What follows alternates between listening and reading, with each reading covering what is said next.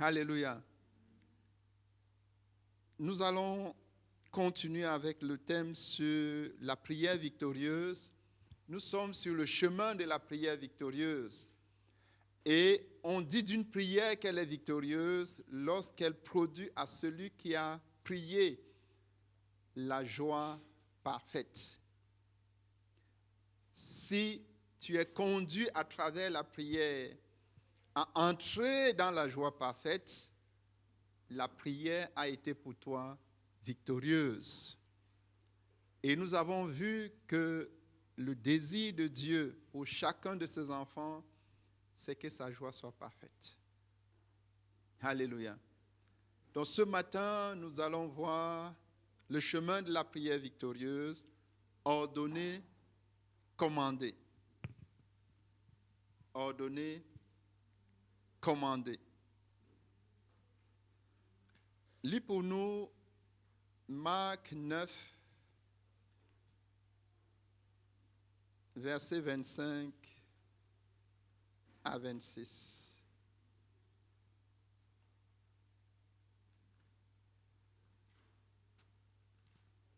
Si tu n'as pas de Bible, tu lèves juste la main, on va t'en donner une. Peux-tu suivre? Marc 9, versets 25 à 26. Jésus, voyant accourir la foule, menaça l'esprit impur et lui dit : « Esprit muet et sourd, je te l'ordonne, sors de cet enfant et n'y rentre plus. » Alléluia. Donc ça, c'est une prière. Vous voyez que Jésus se dirige, la prière est dirigée vers l'esprit impur. Et Jésus ordonne à l'esprit impur. Il dit, esprit muet et sourd, je te l'ordonne, sors de cet enfant et n'y rentre plus. Donc Jésus ordonne à l'esprit impur de sortir. Et le verset 26 dit, et il sortit en poussant des cris et en l'agitant avec une grande violence.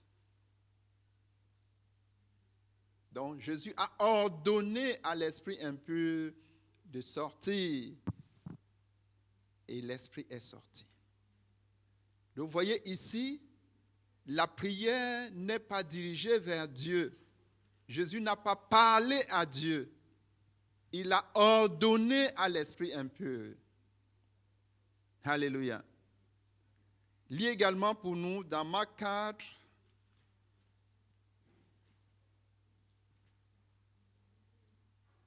à partir du verset 35. Marc 4, verset 35. Ce même jour, sur le soir, Jésus leur dit : « Passons à l'autre bord. » Après avoir renvoyé la foule, ils l'emmenèrent dans la barque où il se trouvait. Il y avait aussi d'autres barques avec lui. Il s'éleva un grand tourbillon, et les flots se jetaient dans la barque, au point qu'elle se remplissait déjà. Et lui dormait à la poupe sur le coussin. Ils le réveillèrent et lui dirent : « Maître, ne t'inquiètes-tu pas de ce que nous périssons ? » S'étant réveillé, il menaça le vent et dit à la mer : « Silence, tais-toi. » Et le vent cessa, et il y eut un grand calme. Amen. S'étant réveillé, il menaça le vent. Donc Jésus a commandé au vent de s'arrêter. Et le vent s'est arrêté. Et il a dit à la mer, silence. Et la mer a gardé silence. La mer s'est apaisée. Donc, vous voyez ici encore, c'est une prière, mais qui est dirigée vers une circonstance, vers le vent qui est en train de souffler, qui est dirigée vers la mer qui est en train de s'agiter. Et Jésus se tourne vers la circonstance. Et il commande au vent de s'arrêter. Et le vent s'arrête. Il commande à la mer de s'apaiser. Et la mer s'apaise. Vous voyez que là, également, Jésus ne s'est pas tourné vers Dieu. il s'est tourné vers le vent et il a commandé au vent. Il s'est tourné vers la mer et il a commandé à la mer de s'apaiser. Donc, Jésus a ordonné à l'esprit, il a commandé au vent. C'est la prière. Et le Seigneur nous a dit dans Jean 14, verset 12, que si nous croyons, nous allons nous aussi accomplir les œuvres qu'il a accomplies. Lis pour nous Jean 14, verset 12.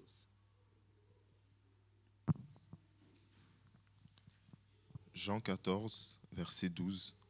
En vérité, je vous le dis, celui qui croit en moi fera aussi les œuvres que je fais, et il en fera de plus grandes, parce que je m'en vais au Père.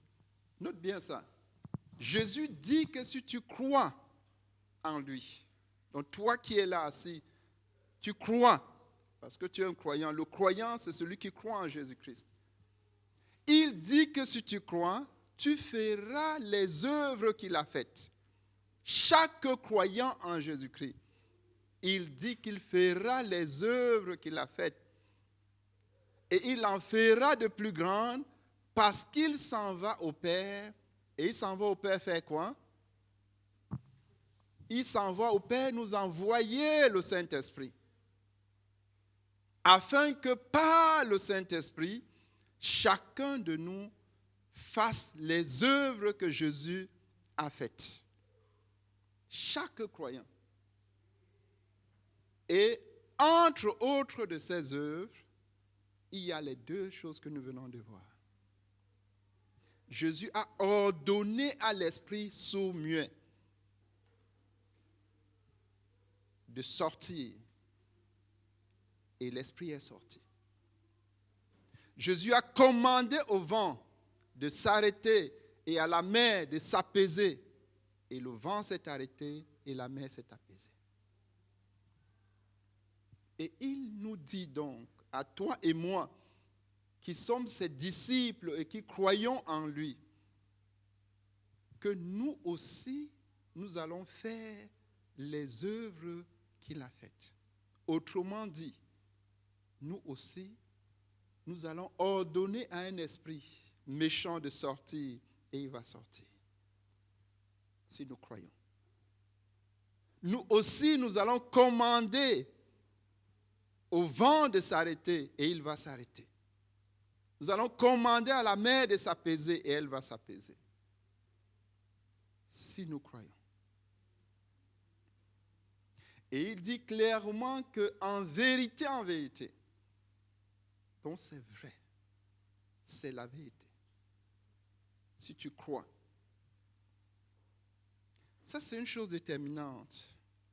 Vous voyez qu'ici, c'est révolutionnaire en ce qui concerne la prière. Et c'est ce que nous allons voir ce matin. Et Jésus a dit aux disciples, ceux qui nous ont précédés, dans Marc 11, versets 22 à 23, il dit, ayez la foi de Dieu. Ayez foi en Dieu. En bonne traduction, on aurait dit, ayez la foi de moi, Christ. Et il dit que si vous avez la foi de moi, vous allez dire à cette montagne, déplace-toi et jette-toi dans la mer et elle va exécuter. Lis pour nous Marc 11, versets 22 à 23. Jésus prit la parole et leur dit, ayez foi en Dieu. Oui. Je vous le dis en vérité, si quelqu'un dit à cette montagne, ôte-toi de là et jette-toi dans la mer, et s'il ne doute point en son cœur, mais croit que ce qu'il dit arrive, il le verra s'accomplir. Voilà. Ayez foi en Dieu. Autrement dit, ayez la foi que j'ai eue en Dieu, une foi sans doute. Et il dit que si quelqu'un a cette foi-là, et il dit à cette montagne, ôte-toi et jette-toi dans la mer, la montagne va sauter. Dans la parole de Dieu, la montagne représente l'obstacle.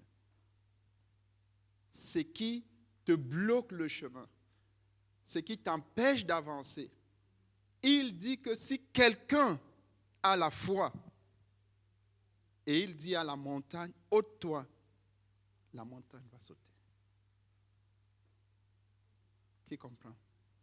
Donc, le Seigneur qui est notre modèle, il a fait ça pour nous instruire sur ce qu'est la prière. Nous avons vu dimanche dernier qu'il s'est tourné au Père. Il a demandé, il a parlé à Dieu. Ça, c'est un type de prière. Mais nous voyons ici qu'il ordonne à l'Esprit, il commande aux circonstances, et nous allons voir donc une nouvelle définition de la prière ce matin. Dont une note que prier, c'est parler à Dieu. C'est ce qu'on a vu. Prier, c'est parler à Dieu. Et nous avons vu que tu parles à Dieu par des actions de grâce, tu parles à Dieu par des demandes, par des requêtes, par des supplications, tu parles à Dieu. C'est ce qu'on a traité dimanche dernier. Et nous avons vu que tu parles à Dieu au nom de Jésus-Christ. Puisqu'il dit que ce que nous demanderons en son nom, il priera le Père pour que le Père nous le donne. Donc on a dit qu'on priait au nom de Jésus-Christ, qu'on demandait à Dieu au nom de Jésus-Christ, qu'on parlait à Dieu au nom de Jésus-Christ. Et nous avons dit que ça ne veut pas dire, tu pries à la fin, tu dis au nom de Jésus-Christ, Amen. Non. Demander à Dieu au nom de Jésus-Christ, c'est demander étant en harmonie avec Jésus, étant en accord avec Jésus. Et nous avons vu que cette harmonie, cet accord, c'est d'être dans la volonté parfaite de Dieu. C'est ce qu'on a vu dimanche dernier. Si je suis dans la volonté parfaite de Dieu et je demande une chose, Jésus me dit qu'elle me sera donnée. Donc ça, c'est un aspect de la prière. On parle à Dieu, la prière est dirigée vers Dieu, et vous voyez clairement qu'ici, on n'ordonne pas à Dieu. On ne commande pas à Dieu de faire ce que nous voulons qu'il fasse. On n'ordonne pas à Dieu. On ne donne pas des ultimata à Dieu, c'est-à-dire les délais. Quand on se tourne vers Dieu, on le supplie. Et là, il y a beaucoup de choses que nous pouvons dire. Dans la prière dirigée vers Dieu, il y a la posture qui va compter. Il y a l'intonation qui va compter. Quand on parle à Dieu, on n'ordonne pas. Quand on parle à Dieu, on supplie Dieu. On est dans une position d'humilité et on voit le Dieu grand et on s'humilie pour lui demander. C'est pour cela aussi que si nous sommes en train de parler à Dieu, que ce soit dans la louange, que ce soit dans les actions de grâce, que ce soit dans les requêtes, les décibels ne comptent pas. On n'a pas besoin de crier. On n'a pas besoin d'exercer une quelconque autorité. Parce qu'on est en face de l'autorité suprême. Ce qu'il faut, c'est d'avoir une posture d'humilité devant Dieu. On n'ordonne pas à Dieu. Nous allons voir que ordonner, c'est réservé à l'autre. On n'ordonne pas à Dieu, on ne donne pas de délai à Dieu. On ne dit pas Dieu, si tu ne le fais pas, voilà. Il y en a qui le font. Il y en a qui donnent les ultimata à Dieu. Il dit, voilà Dieu, maintenant je suis fatigué de te demander, si tu ne me donnes pas, je ne viens plus dans ta maison. Par exemple. Ça, c'est terrible de faire ça. Donc, il faut s'assurer qu'on est dans la volonté de Dieu. Et nous avons vu que si tu pries étant dans la volonté parfaite de Dieu, tu es sûr et certain que Dieu va te donner ce que tu as, va te répondre. Pour ceux qui étaient à la nuit des prières, nous avons vu la différence entre l'exaucement de Dieu et obtenir ce que tu as demandé. Et nous avons vu que ce qui compte pour un enfant de Dieu, c'est que Dieu t'exauce. Dieu peut t'exaucer en te donnant autre chose que ce que tu as demandé. Parce que Dieu sait ce qui est meilleur pour toi. Et le bon, même le très bon, peut cacher le meilleur. Dieu voit le meilleur. Toi, tu lui as demandé le bon. Il dit non, je donne le meilleur. Donc, si tu es sensible à l'exaucement, tu sauras que Dieu t'a exaucé. Si tu penses que l'exaucement, c'est que Dieu me donne ce que j'ai demandé, tu diras que Dieu ne t'a pas répondu. Donc ça, c'est une chose importante. Et dans la prière, étant dans la volonté parfaite de Dieu, comme on a dit, on ne donne pas de délai à Dieu. Le temps d'exaucement appartient à Dieu.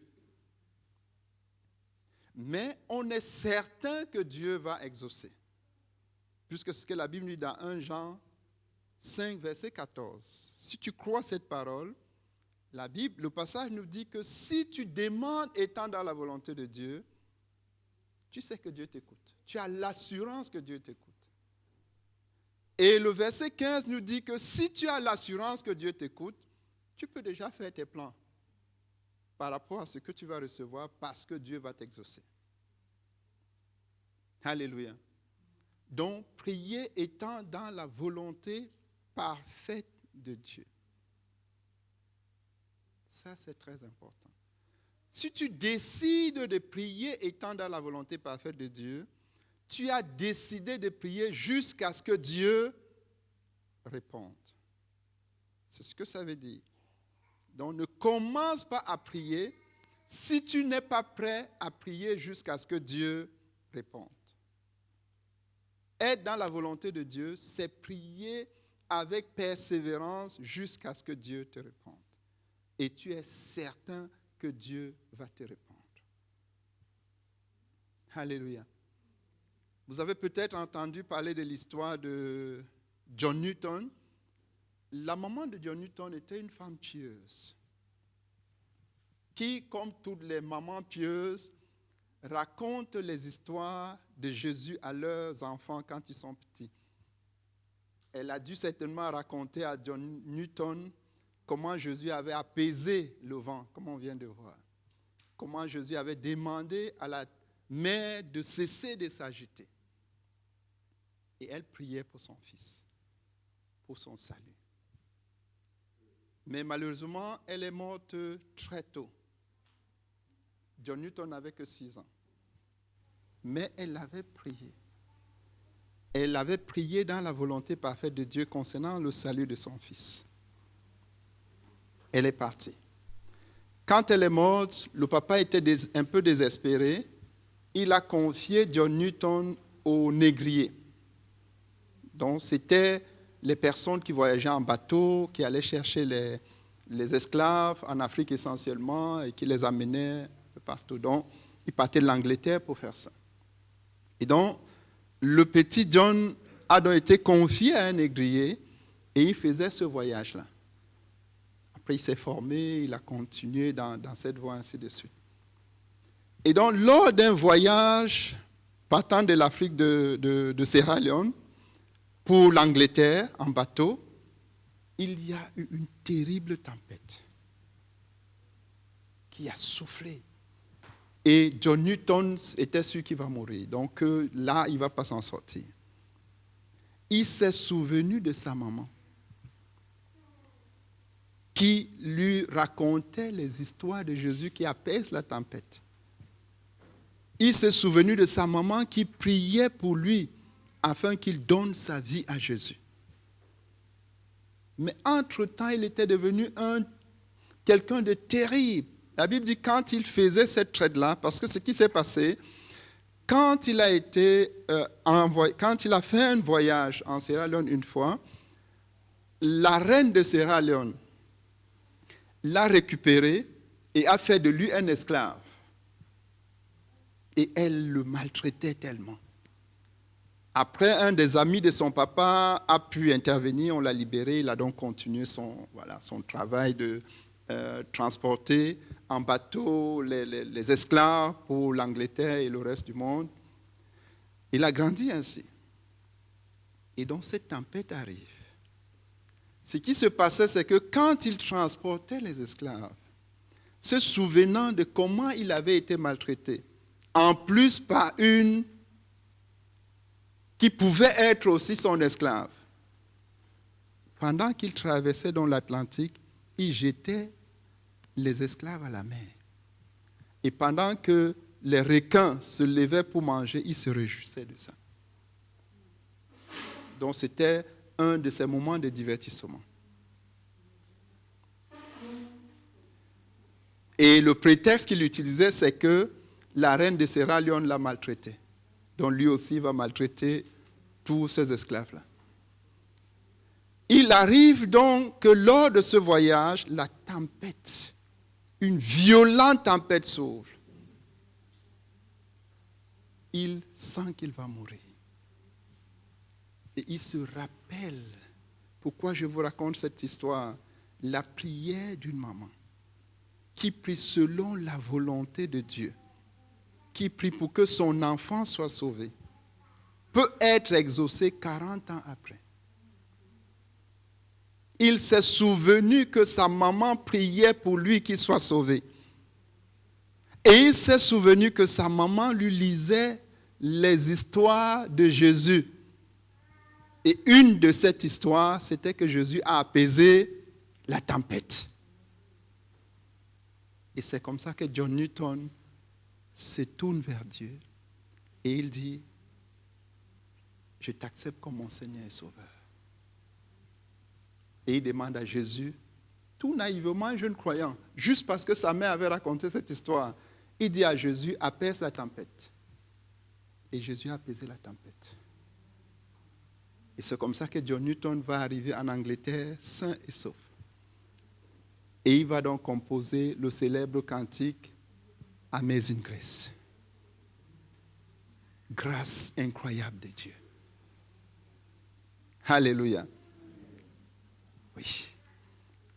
Donc, lorsqu'on prie étant dans la volonté parfaite de Dieu, on est certain que Dieu va répondre. La maman avait fait un dépôt de prière pour John Newton. Plus de 40 ans après, elle était déjà allée pour être avec le Seigneur. Dieu a exaucé sa prière. Dieu a exaucé sa prière. Alléluia. Donc, si je prie étant dans la volonté parfaite de Dieu, je dois être persévérant. Je sais que Dieu va répondre. On appelle ça une réserve de prière pour ses enfants. Et je sais qu'il y aura une circonstance où cet enfant pour qui je priais, qui est devenu un monsieur ou une madame, va se trouver dans la tourmente, va se trouver dans une situation où elle se dit, ici, il n'y a que Jésus. Et elle va, la réserve de prière que tu as faite pour cet enfant-là, Dieu va l'utiliser pour révéler Jésus à cet enfant qui est devenu un adulte. Alléluia. C'est pour que tu sois encouragé. Quand tu commences à prier, c'est dans la volonté parfaite de Dieu. Et nous avons vu que si tu pries pour le salut de ton enfant, c'est la volonté parfaite de Dieu. Tu pries jusqu'à ce que l'enfant soit sauvé. Ou bien jusqu'à ce que Dieu te prenne. Si Dieu t'a pris, tu as fait la réserve de prière. Et le moment venu, vous voyez ici, la maman était partie depuis plus de 40 ans. Mais Dieu agit. Dieu agit. Deuxième chose importante dans cette histoire, il faut lire les histoires de la Bible aux enfants. Vous croyez qu'ils ne comprennent pas? Ils peuvent même être en train de jouer. Je suis sûr que John Newton jouait quand sa maman lui lisait ça. Mais il s'est souvenu, plus de 40 ans après, de ce que sa maman lui disait concernant Jésus qui apaise les tempêtes. Donc, n'hésite pas à lire la Bible à tes enfants. C'est enregistré dans l'être intérieur. Il peut faire comme s'il n'a rien compris, mais je t'assure que c'est enregistré. Et le jour où il se retrouvera dans le besoin, dans la détresse, cette parole va ressurgir de son cœur. Et elle va créer en lui la foi. Parce que la foi qui était créée dans le cœur de John Newton, là, en plein Atlantique, il n'y avait personne pour lui annoncer l'évangile. C'est la parole de Dieu qui avait déjà été établie dans son cœur, plus de 40 ans en arrière, qui a ressurgi. Et c'est la prière de sa maman. Dieu s'est souvenu de cette prière. Et il a dit, je ne veux pas le laisser mourir dans cette condition. Parce que s'il mourait là, il allait directement, il allait en enfer. Puisqu'il était dans les atrocités. Il a donc écrit, grâce incroyable. Passé de criminels qui jetaient les gens dans la mer et voyaient les requins les dévorer et savouraient cela. Passer de là à prédicateur de l'évangile, vous voyez que c'est la grâce de Dieu. Amazing grace. Alléluia. Donc si tu pries selon la volonté de Dieu, ce que je veux te dire, c'est que sois sûr que Dieu va exaucer. Mais ce que je voudrais aussi te dire, ne donne pas de délai à Dieu. On n'ordonne pas à Dieu. On supplie Dieu. Cette maman suppliait Dieu pour son fils. On n'ordonne pas à Dieu. L'erreur que certains font dans la prière à Dieu, c'est d'ordonner à Dieu. C'est donner les ultimata à Dieu.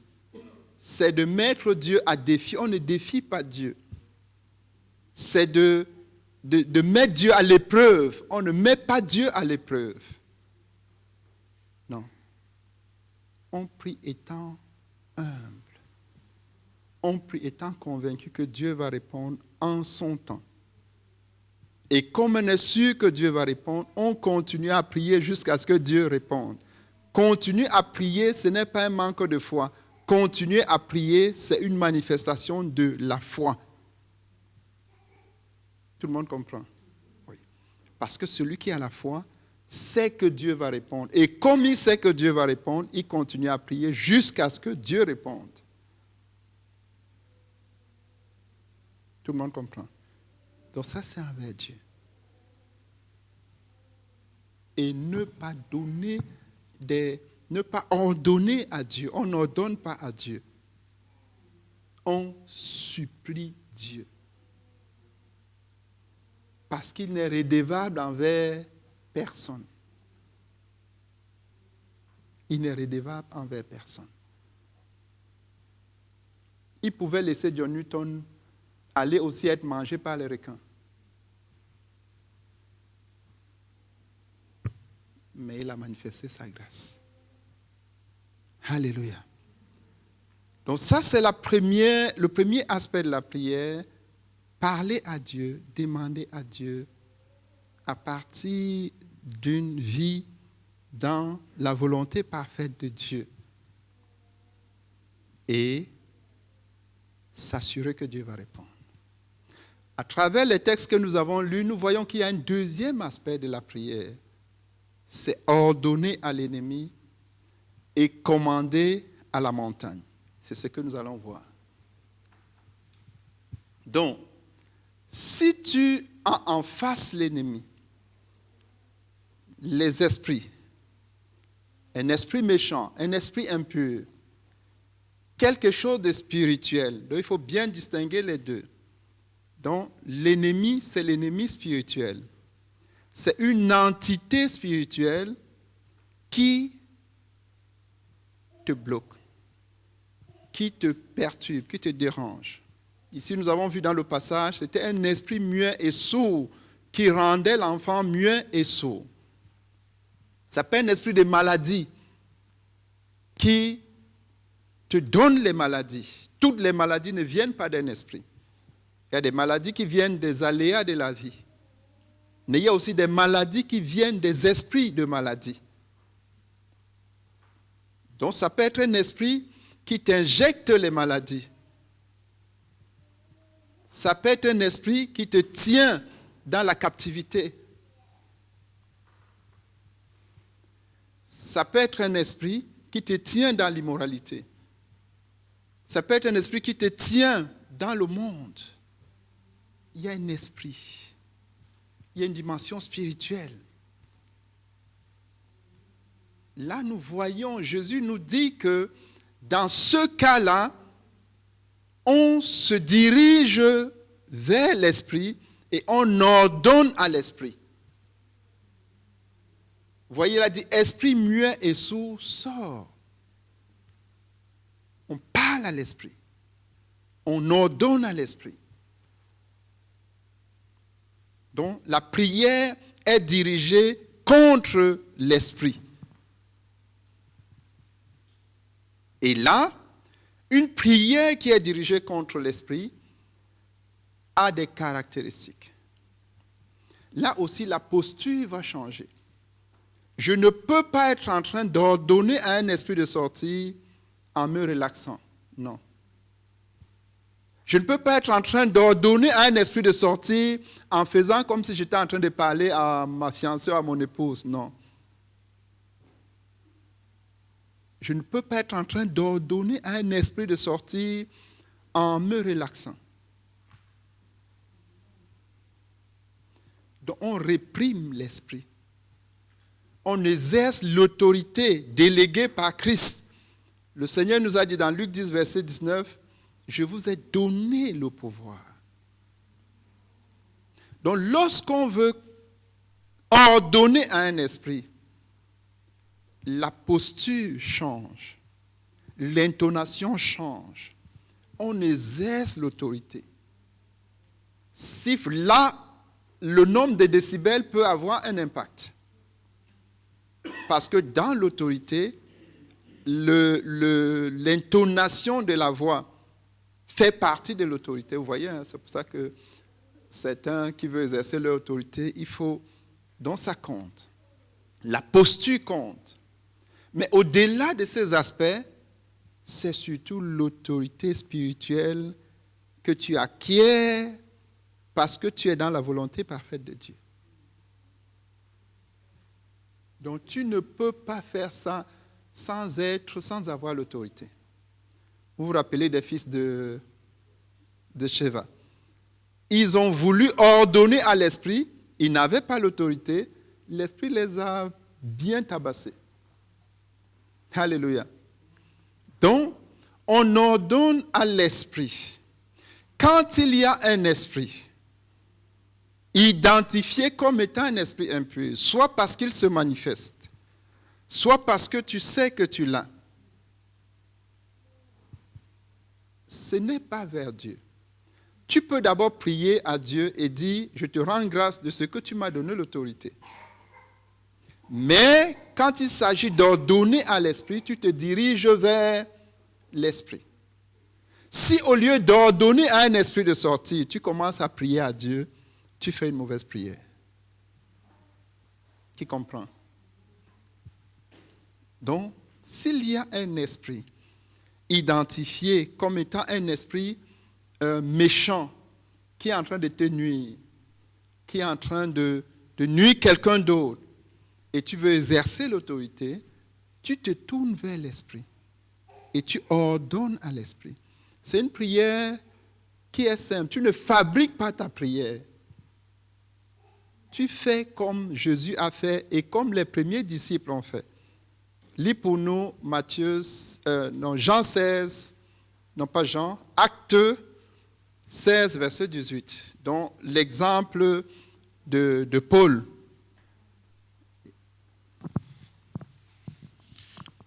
Acte 16, verset 18. Elle fit cela pendant plusieurs jours. On lit même un peu avant pour que le contexte soit bien À clair. partir du verset 16. Oui. Comme nous allions au lieu de prière, une servante qui avait un esprit de python et qui, en devinant, procurait un grand profit à ses maîtres, vint au-devant de nous et se mit à nous suivre, Paul et nous. Elle criait : « Ces hommes sont les serviteurs du Dieu très haut, et ils vous annoncent la voie du salut. » Elle fit cela pendant plusieurs jours. Paul, fatigué, se retourna et dit à l'esprit : « Je t'ordonne au nom de Jésus-Christ de sortir d'elle. » Et il Relis sortit. encore le verset 18. Elle fit cela pendant plusieurs jours. Paul, fatigué, se retourna et dit à l'esprit : Paul dit à l'esprit. Paul ordonne, il dit à l'esprit. Donc vous voyez ici, Paul n'a pas dit « Oh Père, Dieu de... » Non. Il s'est tourné vers l'esprit et il a dit à l'esprit « Je t'ordonne au nom de Jésus-Christ, sors !» Donc vous voyez l'intonation, vous voyez l'autorité, tu exerces l'autorité. Et cela a été conféré à tout enfant de Dieu. Si tu crois, c'est ce que Jésus nous disait dans Jean 14, verset 12. Il dit que si tu crois en lui, tu feras les œuvres qu'il a faites. Paul savait ça. Et une des œuvres que Jésus a faites, c'est ordonner à l'esprit impur de sortir. Et Paul a juste fait ça. La seule chose qui a été ajoutée, c'est au nom de Jésus, puisque nous prions au nom de Jésus, puisque c'est Jésus qui nous a dit de faire. N'est-ce pas? C'est tout. Tu ne fabriques pas, tu n'as pas de prière. Tu pries juste comme ça, avec autorité. Il dit, esprit, sors. Je t'ordonne de sortir. Tu ne supplies pas un esprit. On supplie Dieu. Quand c'est l'esprit, tu ordonnes. Tu ordonnes. Tu lui donnes l'ordre. On ne donne pas l'ordre à Dieu, mais on donne l'ordre à l'esprit. Quand c'est l'esprit, tu lui donnes un ultimatum. Tu lui dis, tu as encore quelques secondes. Et tu dois sortir. Quand c'est Dieu, tu ne lui donnes pas d'ultimatum. Qui comprend la différence? Oui. Quand c'est Dieu, tu n'as pas besoin de crier. Certains crient comme si Dieu était sourd. Tu n'as pas besoin de crier. Que certains crient à Dieu comme si c'était leur domestique. Non. Quand tu parles à Dieu, tu parles calmement, posément, humblement. Parce qu'il est Dieu. Maintenant, quand il faut crier à l'esprit, on ne les entend plus crier. C'est contre l'esprit qu'il faut crier. N'est-ce pas? S'il y a un esprit qui te perturbe, c'est là où il faut crier. C'est là où il faut exercer l'autorité. C'est là où il faut donner un ultimatum. Ça, c'est ordonné à l'esprit. Et frère, le Seigneur nous dit, et je voudrais insister sur ce fait, que chacun de nous qui croit peut le faire. Ce n'est pas quelque chose réservé à une élite dans l'Église. Ce n'est pas le job du pasteur. Le pasteur est là pour enseigner l'Église et paître le troupeau. Mais en ce qui concerne exercer l'autorité, chaque enfant de Dieu qui croit, et d'ailleurs vous-même vous avez vu, quand vous avez essayé, vous avez vu que ça marche. Vous avez vu qu'on n'a pas besoin de moi. Et moi aussi, quand j'ai commencé à essayer, j'ai vu que je n'avais pas besoin de celui qui est plus grand que moi. J'ai vu que ça pouvait fonctionner. Parce que Jésus dit en vérité, si quelqu'un croit, il va faire les œuvres que j'ai faites. La seule question que tu dois te poser, est-ce que je crois? Si la réponse est oui, alors tu as ce qu'il faut. Tout le monde comprend. Tu as ce qu'il faut. Il y a des moments où nous laissons beaucoup de temps à un esprit de s'installer et de créer des dégâts parce que nous attendons que c'est tel ou tel autre qui le fasse. Dès que l'esprit se manifeste, tu exerces l'autorité, tu ordonnes au nom de Jésus. Ce n'est pas en ton nom, ce n'est pas en mon nom.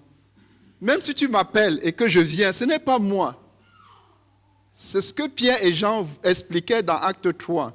Ils disent, ce n'est pas eux, c'est le nom de Jésus. Et si tu es enfant de Dieu de nouveau, tu peux aussi exercer la même autorité au nom de Jésus. Tout le monde comprend? Oui, il faut croire. Et frère, c'est aussi sur un des points comme ceux-là où on peut voir qui croit, qui ne croit pas. Imaginons un esprit se manifeste ici. On va voir les vrais croyants. Le vrai croyant va se lever pour aller confronter l'esprit, n'est-ce pas? Et ordonner au nom de Jésus de s'en aller. Les faux croyants vont vouloir s'occuper à autre chose pour... Qui comprend? Mais nous devons être tous des vrais croyants. Tous. Alléluia. C'est une autorité déléguée, frère. Ce n'est pas toi, ce n'est pas moi. Elle a été déléguée par Jésus. Tu crois juste et tu l'exerces au nom de Jésus-Christ. Ce n'est pas en ton nom propre. C'est au nom de Jésus que tu l'exerces. Qui comprend? Tout le monde comprend? Donc, tu ordonnes au nom de Jésus-Christ à l'esprit de sortir. Soit c'est en toi-même, tu ordonnes. Tu peux ordonner en ce qui concerne toi-même.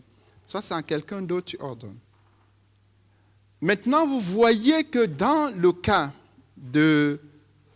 qu'on vient de lire, il y avait un esprit de Python.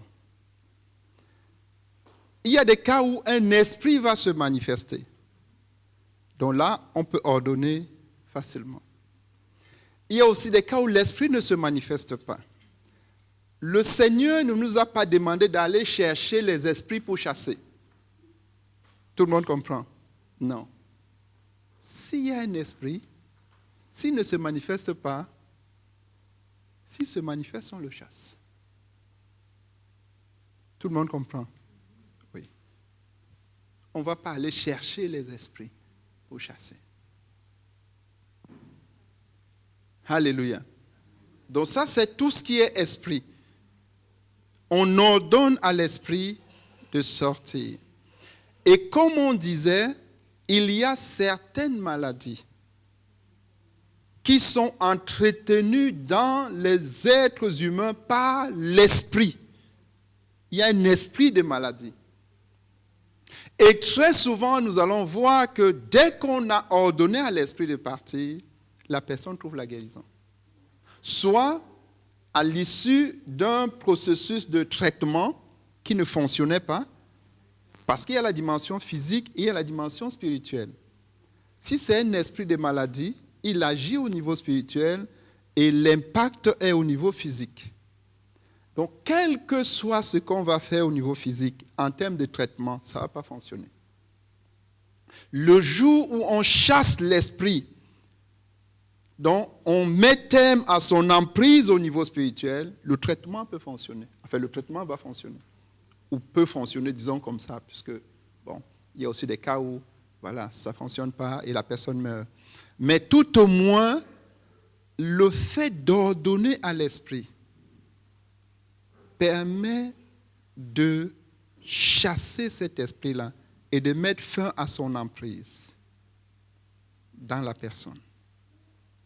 Et ce que le Seigneur est en train de nous dire, c'est que chaque personne qui croit peut le faire. Il peut le faire. Maintenant, il y aura ce qu'on appelle des esprits résistants. Ou les esprits ne sont pas au même niveau. Hein. Donc là aussi, il faut qu'on se comprenne bien. Le Seigneur a établi les niveaux d'autorité dans l'Église. Donc, si c'est un genre résistant qui demande un certain niveau d'autorité, on va se référer à cette autorité-là. Et le Seigneur a juste voulu faire ça pour que le principe de fonctionnement de son corps soit respecté. Ça veut dire quoi? Ça veut dire qu'un certain esprit peut se manifester. N'importe quel frère ou quelle sœur va, l'esprit va sortir. Il y a un autre esprit qui va se manifester. Il faudrait qu'il y ait un des anciens là qui s'élève, il part. Tu pars, rien ne va se passer. C'est comme ça que Dieu a établi.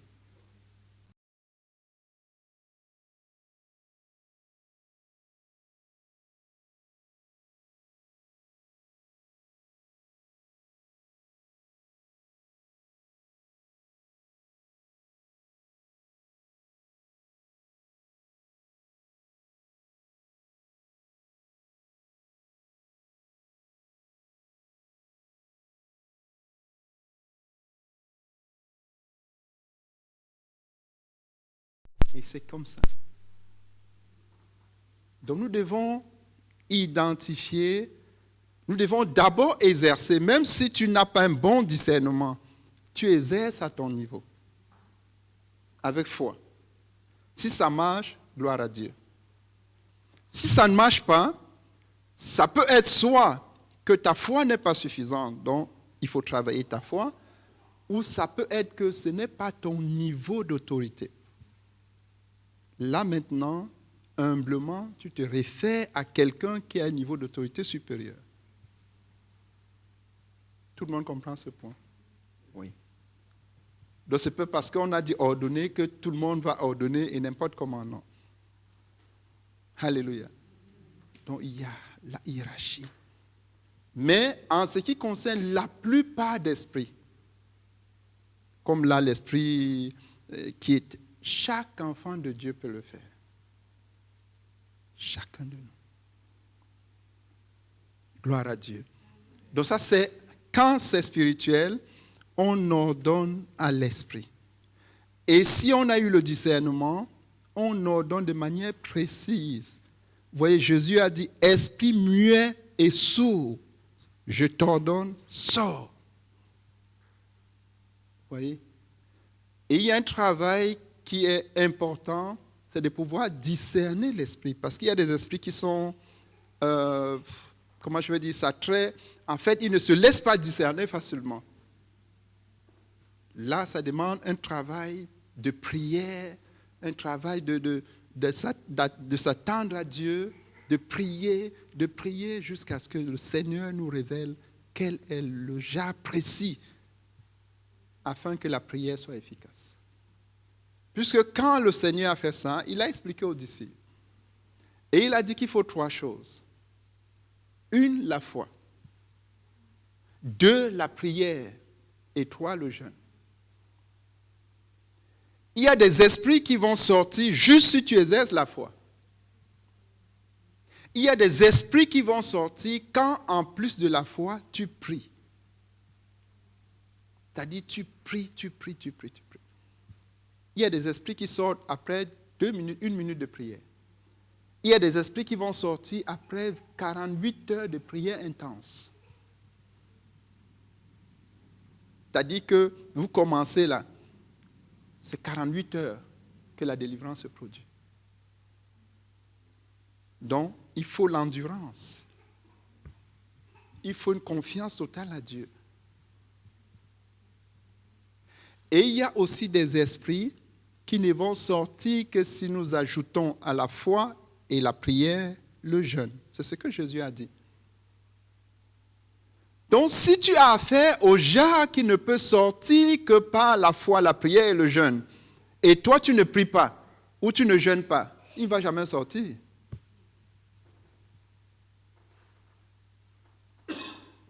Alléluia. Donc ça, c'est ordonné. Maintenant, vous voyez que face à au vent. Jésus a commandé au vent. C'est différent. Le vent, la montagne, représentent les obstacles qui ne sont pas nécessairement spirituels. Donc ce sont les obstacles. Ce sont les difficultés. Ce sont les blocages. Mais qui ne sont pas nécessairement spirituels. Tout le monde comprend. Donc là, ce n'est pas un esprit qui est en train d'agir. Donc tu n'as pas besoin d'une délivrance d'un esprit, non. Tu commandes à l'obstacle de sauter. Tu commandes à l'obstacle. Par exemple, si c'est un manque d'études, tu es un étudiant, tu manques d'études. Ça, c'est un obstacle à ta réussite. Mais ce n'est pas spirituel, il n'y a pas un esprit. On n'a pas besoin de te délivrer d'un esprit. Donc, tu commandes à l'esprit tu te commandes toi-même d'étudier. Vous voyez, simplement. Tu dis, je me mets au travail, j'étudie. Tu dis montagne de paresse. La paresse, c'est une montagne. Tu la planies en changeant ta manière de travailler. Tout le monde comprend. Ça, c'est une montagne. C'est un obstacle qui se tient devant toi. Tu commandes. Maintenant, si tu commences à commander à ces petits niveaux-là, tu peux donc arriver à exercer l'autorité pour commander au vent, pour commander à la pluie.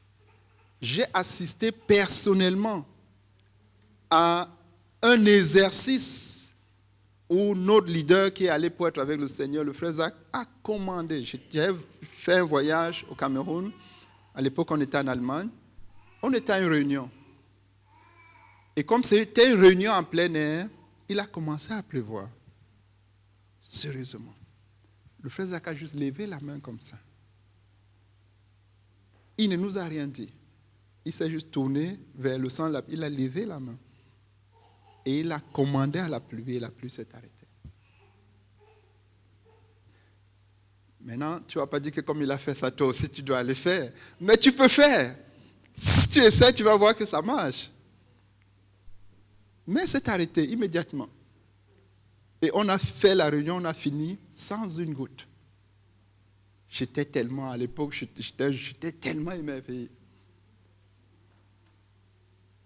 Alléluia.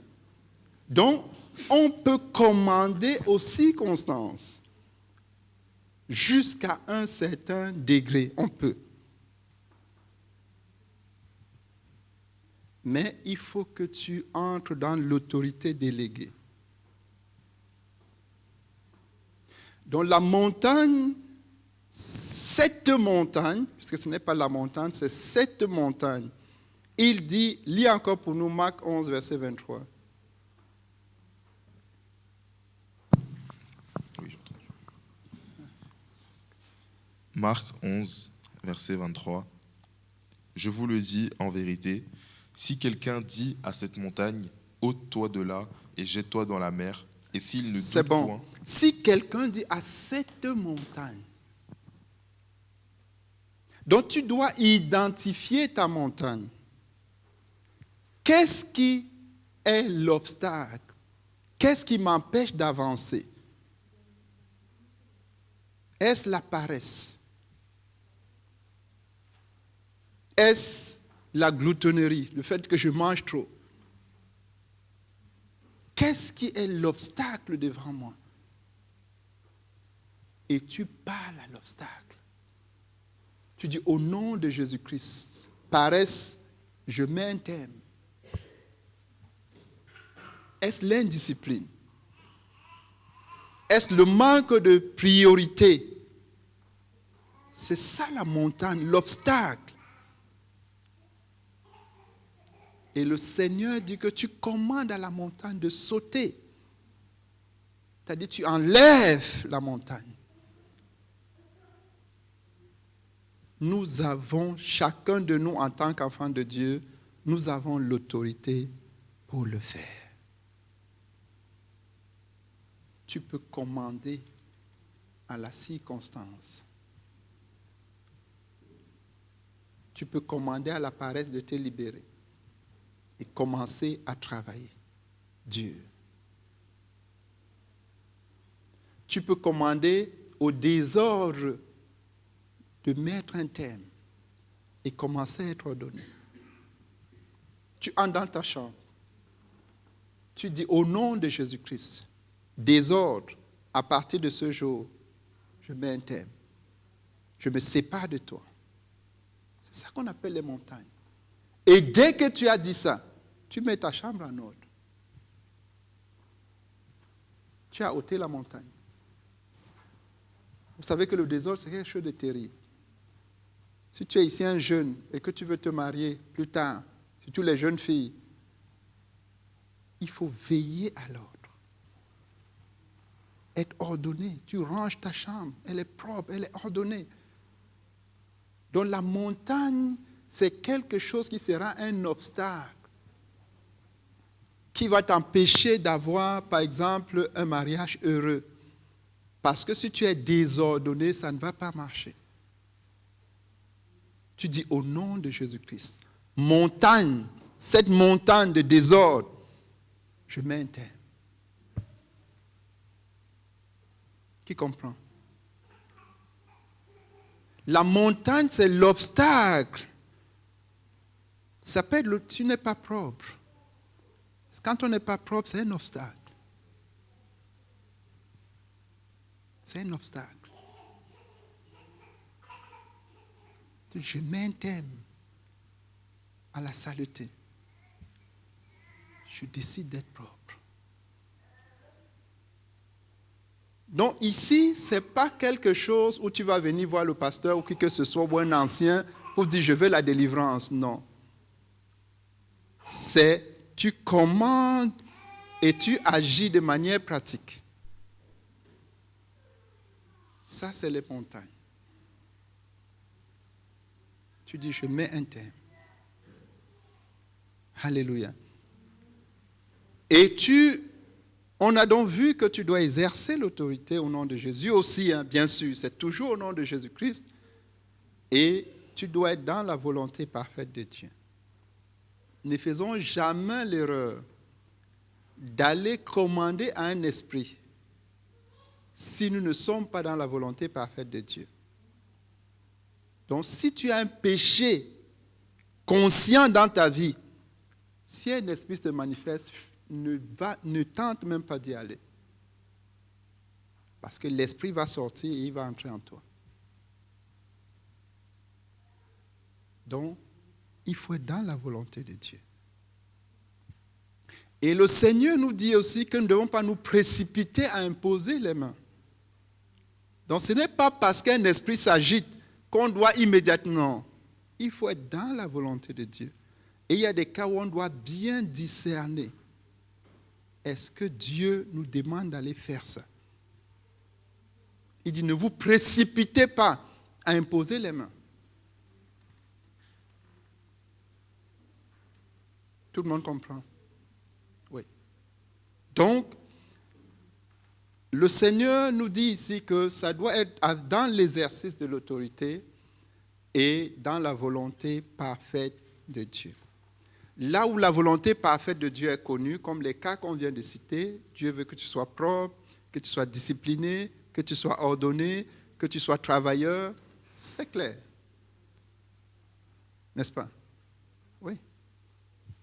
Que tu sois dans la sanctification, ainsi de suite. Donc, si tu es en train de commander à une mauvaise habitude de te libérer, tu es dans la volonté parfaite de Dieu. Si tu es en train de commander à une compagnie, une mauvaise compagnie, de te séparer d'elle, tu es dans la volonté parfaite de Dieu. Alléluia. Donc voilà ce que le Seigneur avait à nous dire. Nous allons vraiment prier qu'il nous aide à faire un distinguo entre la prière qui consiste à parler à Dieu et la prière qui consiste à ordonner aux mauvais esprits et à commander à cette montagne et qui nous aide vraiment à faire la bonne prière selon la situation. Prions pour cela. Père, nous prions notre Dieu, nous te bénissons. Oh Seigneur, pour cette définition de la prière. Prier, ce n'est pas seulement parler à Dieu. Prier, c'est aussi ordonner à l'ennemi et commander à cette montagne de sauter et de se mettre loin. Aide chacun de nous à partir de ceci, de faire des prières correctes. Et nous prions, aide nous-mêmes à ne pas avoir peur. Nous sommes des enfants de Dieu. Tu as dit que si nous croyons, nous ferons les œuvres que tu as faites. Donne-nous d'exercer l'autorité que tu nous as conférée et d'agir en ton nom. Au nom de Jésus-Christ. Amen. Bénisse.